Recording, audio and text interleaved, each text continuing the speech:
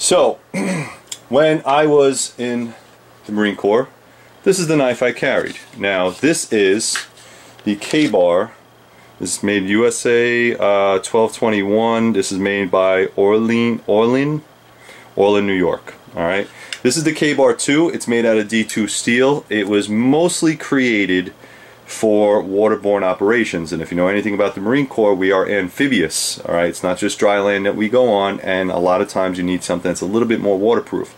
So it's made out of D2 steel as opposed to the 1095, which would definitely rust. It comes with this great Kydex sheath. I wouldn't say it's this plastic molded. I wouldn't say it is Kydex, but the lockup on here is amazing. Alright, so, and it also has a strap. Now, this knife was the knife that I carried pretty much every single time, every single day, every time we went out into the field or into combat. Again, it's not the traditional one, and if you've been watching the video series, you know that I have been, I was remiss one time. I was out in the field, and the button on my traditional K-Bar came open, and the knife slipped out, and I lost my K-Bar. This was the replacement. This is the one I used ever since then. I've used it for a very long time. I don't beat on it. I kept it relatively sharp. The idea behind this was just to have a good combat fighting knife and something that would repel water or not rust as much. And the sheath itself is outstanding. So, that being said, I had to carry some type of survival kit. And most of the survival kits that we had to carry, we just basically made it ourselves. This is an example, the Altoids Tin. They also have pocket sizes now, like a little pouch. I had a little OD green pouch. If I could find it, I would show you. And I had that on my belt. So with this knife and that belt, it had something like a mirror in it, a pocket compass, that kind of thing. Nowadays, you can get such great kit that you really don't even have to worry about making your kit. This is Essie. This is an Essie Pouch Kit that you can purchase, and it already comes with the Altoids Tin and all the screws to attach to the back of your knife or to the front of your knife. Well, more likely the front of your knife. I will say that this is a dramatic improvement. Now, a lot of people are... There's a controversy about, alright, well, what if your knife falls off, or what if you break your sheath, or what if this catches something? I traditionally do not like to carry a pouch on my knife, because what it does is it weighs the knife down, such as something like this. This is the SE5, and you can see it's already attached to the sheath. This is an excellent piece of kit, but this knife makes it really heavy with the kit already attached. Again, I digress. But with something like a large knife for either combat or field use, plus a small kit like this on your belt, you're pretty much good to go. Now, on the website, I sell this. This is my pocket survival kit. It is in a waterproof bag. It has everything that I think you would need on, in any environment. So you have a lighter, you have some duct tape, P28, I think that's P28, yep. A light, some fire starter, button compass. I also have some cordage, a whistle, a small knife. I also have the emergency blanket, and I have some writing materials in here. The only thing I don't have in here is water purification. You could put those in yourself. The reason I don't put them in there because water purification expires, and I don't know how long I'm going to have them. So I want you to have fresh water purification. And if you go to the website, if you go to Amazon.com, you could put it in there easily. Alright, so it's the only thing missing in here. Also, if you're going to do water purification, you need some type of container, which you can use this bag, but it's going to be very, very small. So in any case, if you're interested, these are available on the website. So that's enough for that sales pitch. Alright, back to the knife. So this is traditionally what's called a survival knife. It has a sheath with some type of pocket. This pocket right here has a little sharpening stone that is still, I couldn't believe I found this thing. The sheath itself is really crappy, but hey, listen, it works. I've had it for a very long time. I think I got these as a Christmas gift. The handle either has a compass on top or on the inside, and the handle is hollow. This is a hollow handle survival knife. I think you can still buy these on Bud K. Inside the handle will have your survival kit. This is some matches, a wood saw, some other odds and ends in there. The problem with this knife is that the handle is mostly attached to the blade with either a screw, or it's welded, or it's riveted, which makes it a very weak handle. A lot of times these things break off, which is why I try not to use it too much. I don't use it anymore, but when I was a kid rolling around in the woods in upstate New York, this was my survival knife. And as you can see, I did try to sharpen it a few times, and this thing probably, yeah, it just won't hold an edge because it's cheap steel. Typically you'll have some type of sawback or fish scales or whatever the case is, and then you'll have a bottle opener. Alright, and this one came in camouflage. You can probably get them in black. Now, if this gives you a little bit of nostalgia, I hope it does, because this is one of the things that are going to be an heirloom, and I'll show my son when he gets old enough how Daddy started out with this little crappy survival knife. Alright, moving on. So, the hollow handled knife, this is the secondary hollow handled knife, and this is a big one, alright? This is very expensive. This is made in Spain, and they did a lot of work to this. I want to call this, actually, you know what? Let me get the box. This is the Itor,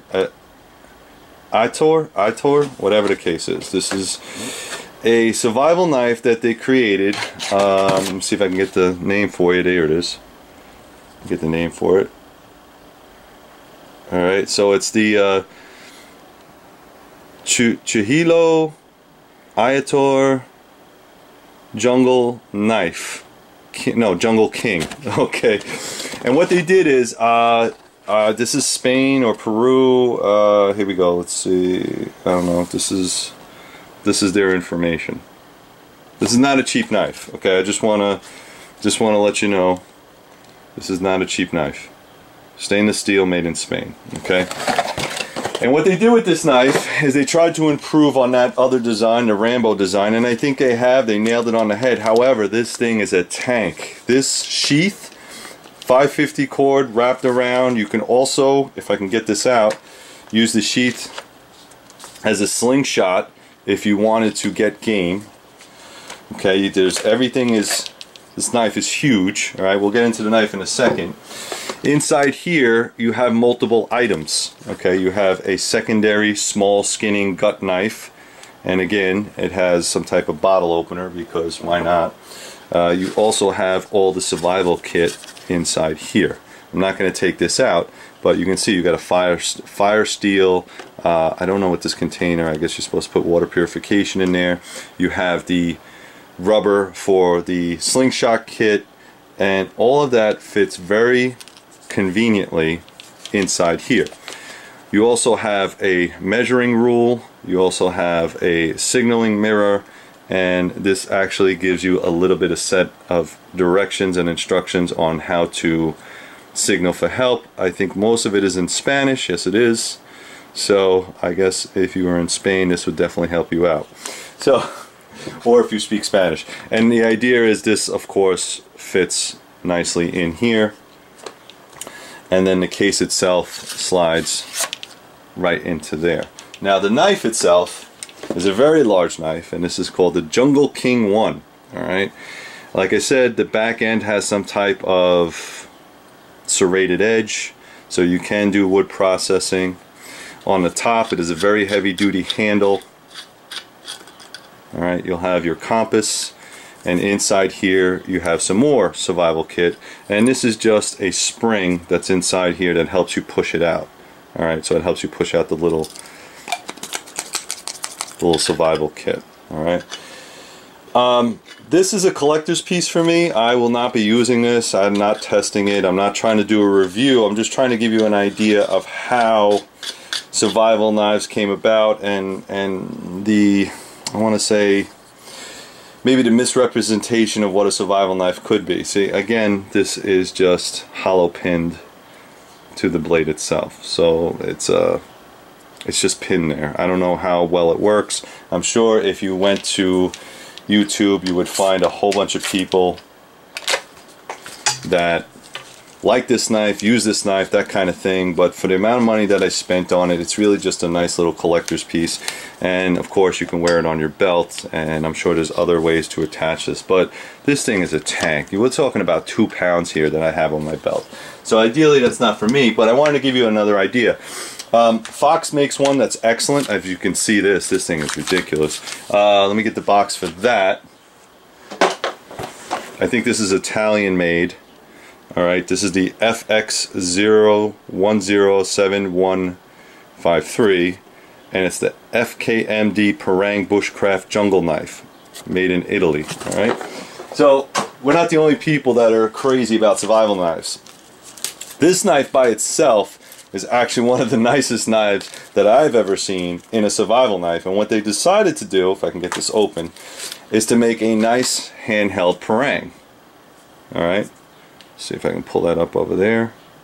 This is a nice handheld parang. It doesn't have a lot of weight to it, doesn't have a lot of heft.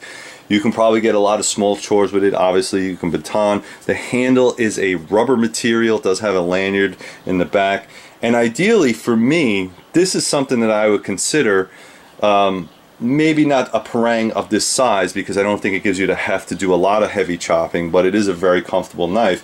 And what they had done is the sheath itself is the survival kit. Alright, so you got a chem light on the side, and the survival kit here is, I think, a European made, and this thing is huge. Okay, you can see the size of the sheath versus the survival kit. Now the kit is a tin that it comes with the knife, and you can see all the goodies that are in there. Alright, has a lot of stuff, fire making material, a compass, light. It even has another small little knife in there. Again, this is more of a collector's kit for me. You can use this as a signal mirror.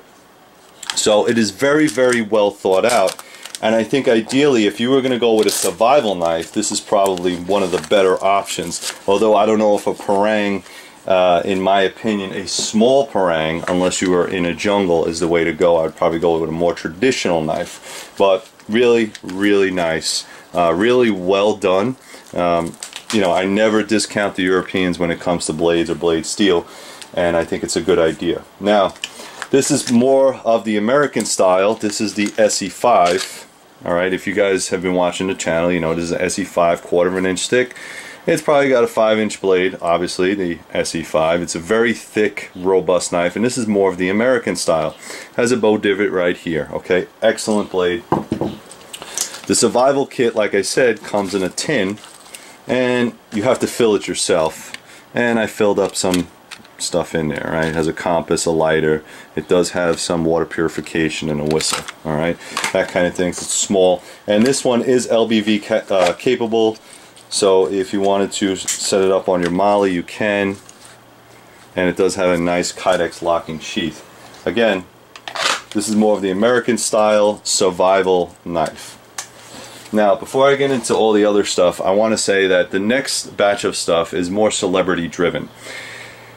And I don't mind celebrity driven knives, but what I think is the fact that when somebody goes on a show like Survival or whatever the case, Alone is another popular show, the major knife manufacturers create a knife, or they have them use a knife in the show. It gets popularity and they sell more knives. And I get it. I think that a lot of times it is driven mostly by money instead of practicality. I think a lot of people want a lot of stuff on their knives that have never designed it, because they might be survival experts, but they're not knife designers. Okay, and it's very important to understand that. This is the Joe Teti knife, and I know a lot of people don't like him. Whatever the case, he was on Dual Survivor for a very long time. Typically I buy these knives again, only for collectability, not for anything else. This is the Tac 7 by Joe Teti, you can see there. And he's got a lot of features on this knife that are very, you know, they're decent. I like the fact that it's a guard. I think the fact that Joe Teti is a combat veteran is more the reason for the guard. But what he did here also is he has latching points. So if you wanted to use this as a spear, you can do that. Again, very indicative saw on the back. I think it's good for making notches, but you're not cutting down trees with that. Absolutely not. I would not have put a latching point right in the center of the blade. It creates a weak point, but again, for me, whatever. The handle is nice. It does have the skull crusher in the back, or pommel strike, but I think that type of thing is not a big deal.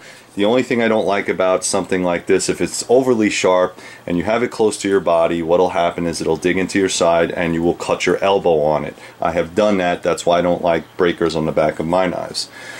This is a tanto blade and it has another sharp point, so this would be considered a double-edged knife, but you know, to each his own. I think it's easier to drill divots out of wood with it. Let's talk about the sheath. Again, another thing about the sheath is they added all the survival stuff onto the sheath. So you have a fire rod on this side, you have a chem light, and inside the pocket you have a Lansky sharpener. Okay, and I'll get into sharpeners in a minute. The sheath itself is very flimsy. It is the typical tops, you know, make 1,000, 3,000 of these and just put the sheath in it, put the knife in it. Again, not a big deal, but this is what I mean by celebrity designers, if you will. This one is actually very cool. They featured this in the movie The Punisher. Okay, this was designed by Daniel Certo, and I think Daniel was a Marine, and I think he was a survival instructor. And the design is actually very, very cool, but there are features on here that you probably would never use or never need. Now, I don't like the fact that the handle is very short. Although comfortable now, it can create hot spots and uncomfortable spots on the knife with hard use. The idea with this funky grind is to have some type of chopper machete-esque, and of course you can see on the other side it has a wider grind. I think one side is a saber, yeah, something like that. And then of course it has this fish scaly thing, which is useless because unless you're catching fish, I guess. But very cool looking knife. I just don't see the practical use of that versus any other knife that I have on the table. Now I know somebody's gonna get all butt hurt and say, well, you know, this does that and this does. I don't really care. I just don't care. Collectible knife, yes, but I'm not using that. I'm just using it as a collector's piece. Alright, so this was the attempt, and I think this is a pretty decent attempt at a Tahoma field knife. Again, made by Tops, because I'm a big fan of Tops. This is not a bad knife. It does have a spear point, which is sharpened on both ends. I really do not like the notches on top of the knife. Forget that stuff, okay? What that does is it creates a stress fracture point, and if you're really beating the crap out of it, I don't care how good your heat treat is, it opens it up to failure, alright? Which is why I probably won't be using this a lot. Now, this knife has been tested in the field. It's $10.95, and a lot of people really do like this knife. That's the only complaint I would have about this knife, is stop doing that. Just stop it. Stop with the nonsense. If I need to make a notch, I'm going to use my sharp point. I'm not going to use this. I'm not going to pick up pails or wire with that notch. Just let it go. The handle is ergonomic. I like that. Again, this has a breaker on the back for breaking open stuff or bones or marrow or whatever the case. Again, you don't really need that. If your knife is heat treated properly, you can just use the back of your knife. Again, if you don't have the breaker. Now, this has a bow drill divot, which is fine. I don't have a problem with that. But again, overall, nice knife, very comfortable. Other than the notch on top, and the sheath does not come with any type of specialty tools on it. I don't know who designed it, but it's pretty decent design. I do like the design, but I would definitely take off the breaker, and I don't like the notch. Now, speaking of celebrity designers, Hawk's Hellion. Now, I like Michael Hawk. I know he's a down-to-earth guy, and if you meet him at a trade show, he'll probably, or a knife show, blade show, he'll probably talk your ear off. And he is another celebrity knife designer, survival guy, you know, combat medic, the whole thing. A couple things on this knife. Again, his design was to have multiple knives on, I'm sorry, multiple edges on every single knife.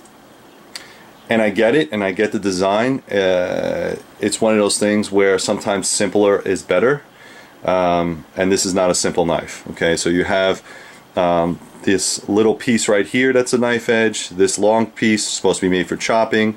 This is supposed to be made for fine work, and of course on top is also sharp. And his theory was that if you are dulling this part of the knife, you can use the back of the knife. If I'm dulling the knife, I will just use a sharpening rock, and this design makes it very, very hard to use a sharpening stone.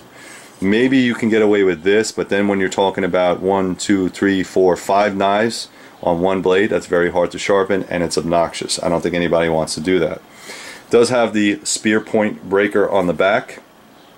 Not a big fan, but okay, fine. This is supposed to be a small hammer, so that's why it protrudes a little bit. It does have lanyard attaching points, 1, 2 here, so if you wanted to put a lanyard on it, it's great. And I think he added 2 pouches, so not 1 but 2, so if you wanted to add your kit onto the top pouch, you can. Nice collector's piece, but again, not for me. Don't want to get into that. This is, and I showed this in my other video, probably one of the largest. This is the Steel Eagle 111A, and this has the tanto point. Now this to me is more indicative of a survival knife. It is a very large chopping blade. It has 1 edge, 2 edges, we're done. You can get this in a hunter's belly as opposed to the tanto. And this blade right here does have the saw, which you probably could saw through a lot of things. Although, once you have the saw on here, it's going to be very difficult for you to baton wood. And I think you have to understand that. This is primarily a small sword. And you can, and I know a lot of people were very comfortable and very good at using the back of this. So, to each his own. You can see that Topps models don't vary all that much, but if you're looking for large survival knives, that's it. Now Becker, on the other hand, this is BK, I forget what this name is, this is BK3, designed what I would consider, I don't really know if this is more of a survival tool or basically a pry bar, which is what it is. It's a handheld pry bar, and it's supposed to be a knife, a pry bar, and I think this is a seatbelt cutter, although I don't know if I would go into somebody's car and try to cut them a seatbelt out of this. They'd probably be scared to death. But I wanted to keep it up there as an option because not all survival situations happen in the woods. Alright, so this might be a good urban tool to pry somebody out or to help somebody out or get through a door. And the sheath itself is pretty decent. Becker BK3. Excellent retention. Of course it has the strap, so if you wanted to add more survival kit, you can.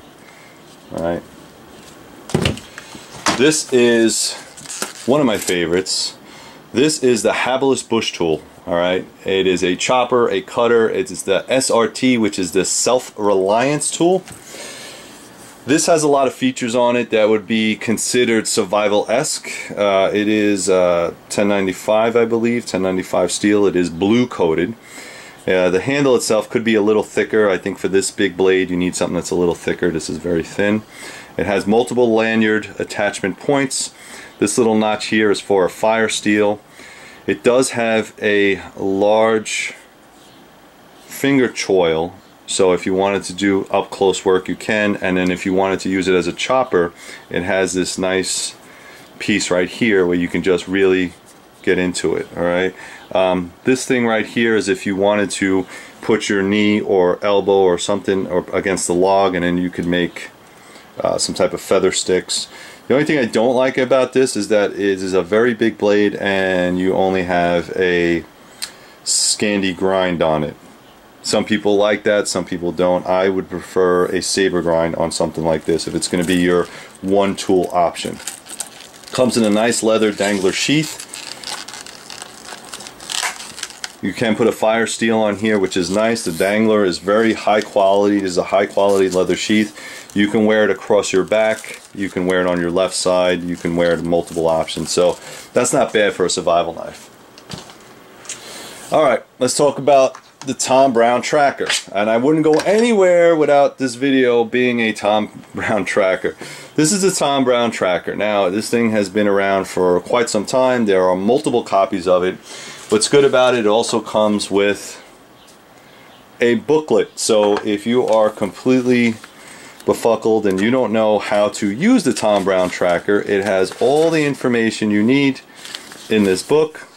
Multiple option, multiple uses, and the idea is this is a one tool option. Okay, you can make traps, you can make you can skin game with it, you can do batoning. I'm not going to go into the whole thing here, but Tops makes an excellent version of it. It's the Tom Brown tracker. It has multiple handholds. It's heavy enough to do chopping, up close work, gut hook, draw knife, saw, all the features that you would want in a survival knife. The only thing is this thing is a big heavy chunk of steel. Also with Tops, we're talking about the ATAX. Now the ATAX was designed by Mr. Ron Hood, who's no longer with us. But this again is supposed to be a one tool option. So you can latch it onto a stick. These will come out. So if you wanted to make it a hatchet, essentially you have a bow drill divot here, you have wire breakers, and ideally you can use this as a self-defense weapon if you needed to. A lot of different features on this knife. I'm not going to go through all of them, but if you are interested in this, you can get it from Top's website. The sheath itself is pretty decent. You just have to be careful putting it back in so you don't hurt yourself. It does come with 2 metal clips, so if you need to clip that onto your belt, you can. And I think you can take these off or get another sheath where you can clip it onto your LBV if you're interested. Along with that, there's some older models, or I should say different models. This is Fremont Knives, excuse me, and it works along the same principle. It's very lightweight. You can use it in multiple options as a cutting tool, as a chopping tool. It comes in this nice Cordura sheath, although you can get a leather sheath for it if you want. And again, this is the survival knife. It tells you, gives you some directions here.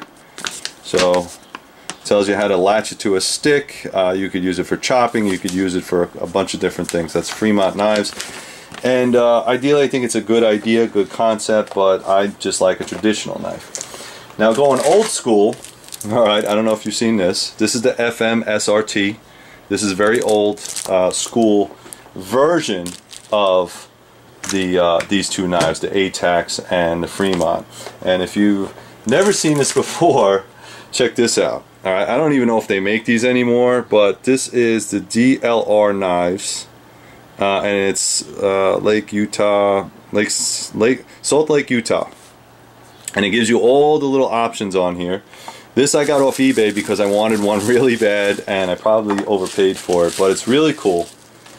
So this was the original design of the ATAC and the Fremont and all those other handheld survival tools. Okay, so you're supposed to be able to do a lot of things. This is very sharp.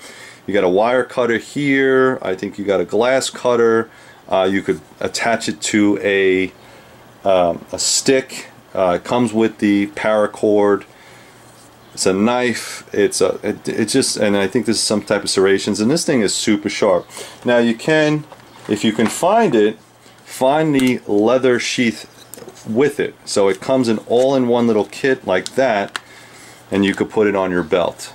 So very cool little survival kit if you can find them. I don't know if they make these anymore. Like I said, I was very lucky to find it on eBay, and this again is a collector's item. I probably will not be using that, basically because I have all these other great options. Now, I just want to talk a little bit about survival tools in general. I think that if you are going to make a survival kit or a survival tool, you might want to think about a couple things like knife sharpeners. You can put them in any one of these pouches. This happens to be Smith. This is a really cheap one, which I don't recommend, but you can find these on Amazon. They're very cheap. It's a very small blade. You can use a river rock if you want, but I like something flat. And if you can't find something flat, you can use these, I call them like V-notches or bird beaks, and this one actually comes with a serration honer, which is also nice. Also, speaking of survival, this is made by Azula Gear, I don't know about you, but I think that's really cool. It comes with 2 arrowheads. So instead of sharpening pointy sticks, something this small, if you wanted to put it in one of those pouches, would probably help you out a lot if you are somewhere where you are stuck and you cannot get out and you need to hunt your own food and you don't have a rifle. You might be able to do that. This I found, I think it's on Amazon, the ServTac Tactical Credit Card Axe. Basically it's just metal, it's sheet metal stamped out, and gives you different options. Alright, so I'm not going to go into the whole best multi-tool kind of thing, but this has an arrow on it, which I like. A couple different options, and it does have a knife blade on it. You're supposed to be able to keep this in your wallet.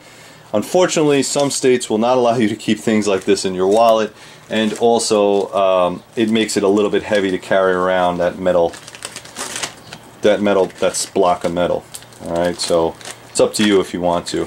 Good sharpener in my own right is just a regular Smith's. I carry this when I go hunting. It has a fine side and a coarse side. There's a diamond sharpener, and it's very lightweight, very easy to carry. You can carry any type of sharpener you like, but I think keeping your knife sharp as a survival tool is probably the #1 priority. Alright guys, that's it. I know I rambled on for a long time, but I wanted to make sure I got all the information to you. This is the Summer of Knives 2017. And this happens to be the Survival Knife Edition. I hope you enjoyed it. Please go to threeriverblades.com, check out all the knives that I have up there, and stay safe.